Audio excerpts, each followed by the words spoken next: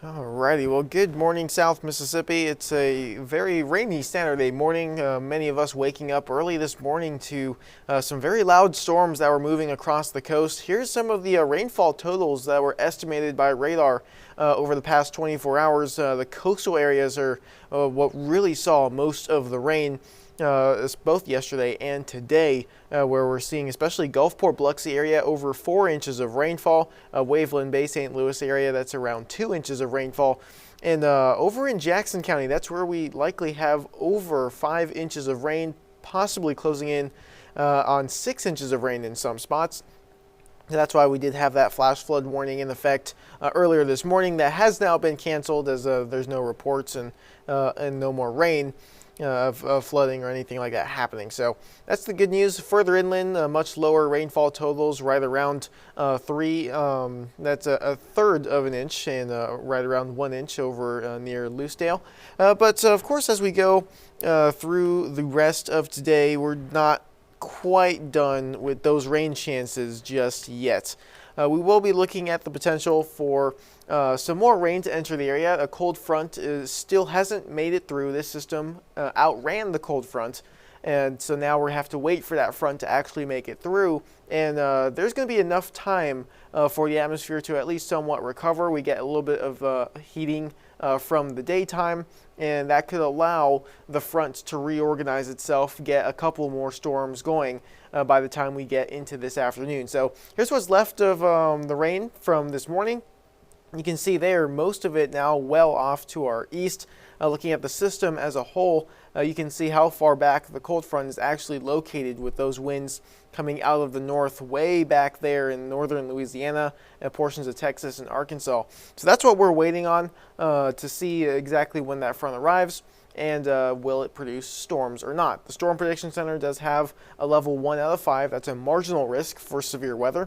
This is just to account for at least some of those storms along the front that could be strong if the atmosphere recovers with enough time. So here's what Futurecast looks like as that front starts to approach. We get some light showers across the area beginning around noon, and some of these could become thunderstorms, especially as we move to about 2 or 3 o'clock this afternoon.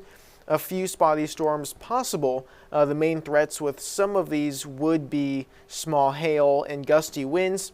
And like we saw this morning, frequent lightning could become an issue with some of these storms as well. You can see there they fairly quickly move off to the east, similar to this morning. By the time we get to about 8, 9 o'clock tonight, we go completely clear. We go behind the cold fronts, and even the clouds move out very quickly behind this system. So overall, looking like a pretty good day for outdoor plans for tomorrow. Now, if you're going to be outdoors this afternoon and you're using the WLOX First Alert weather app, you can see here, look at that bottom corner in the app. Make sure you're in radar and make sure that it's in past mode using that little gray box in the bottom corner. If it says future, then you're actually in our Futurecast looking at what could happen or what the radar could look like in the near future. You want to make sure it's in past mode and make sure you're scrolled with that blue cursor all the way to the right side so that you're seeing the real-time radar image. Looking at the weekend forecast overall, once again, Sunday, a much better day for those outdoor plans. Very comfortable, a few isolated showers possible, but for most of us, we're going to be dealing with mostly sunny skies. High temperature around 80 degrees.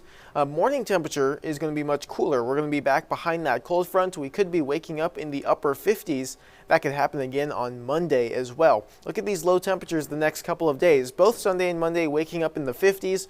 By Tuesday, we may start to heat back up with those early morning temperatures back up in the low to mid 60s, and then we get some more humidity back into the area towards the middle and end of the week, making those morning temperatures continue to rise back up to near 70 degrees, becoming a little bit more muggy once again. Rain chances behind this cold front much lower. Of course, we have to get through this front coming in. The higher rain chances as we go through the early afternoon hours today. But we do get a nice few days of drier weather, especially Sunday, Monday, possibly Tuesday as well, with a very low rain chance. But we move into the middle and end of the weekend, and we go into a little bit more of an unsettled pattern where we could start to see much higher rain chances multiple days in a row going all the way through next weekend.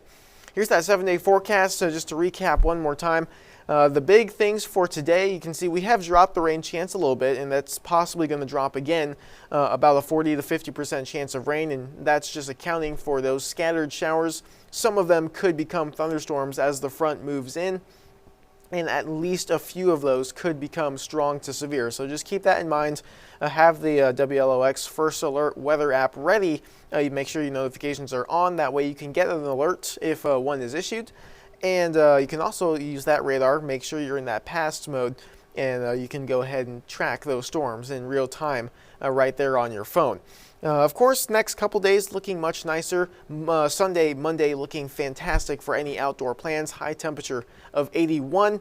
Morning temperatures in the 50s. It'll be a return to that cooler, nicer, much more spring-like pattern.